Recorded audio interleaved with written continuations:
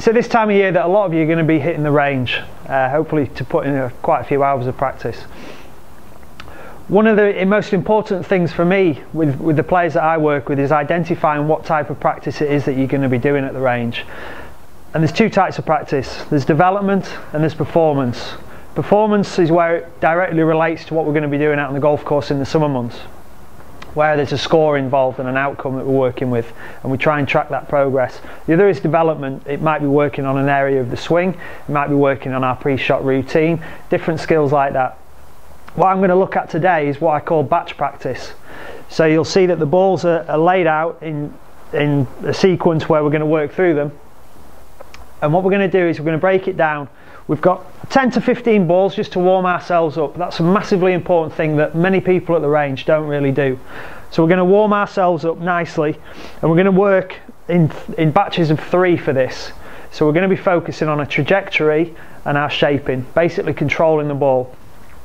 So when we look at the first 3, what we're going to do is we're going to work down the bag. So I've decided that I'm going to go 3 iron, 5 iron, 7 iron, 9 iron, all my odds. So I'm going to hit a high ball, a low ball and a normal ball. I'm going to repeat that with my 5, 7 and 9. Once I've finished that, I'm then going to move on to my shaping. I'm going to work with my even irons for that. So I'm going to go 4 iron, 6 iron, 8 iron and wedge. So I'm going to go draw, fade, straight, draw, fade, straight, all the way through. Once I've completed that, I've got some balls left here which are going to be dictated to by the performance of these, which is from the performance practice. So those can be my cooling down shots if I want with wedges, or they can be geared around what we were doing here.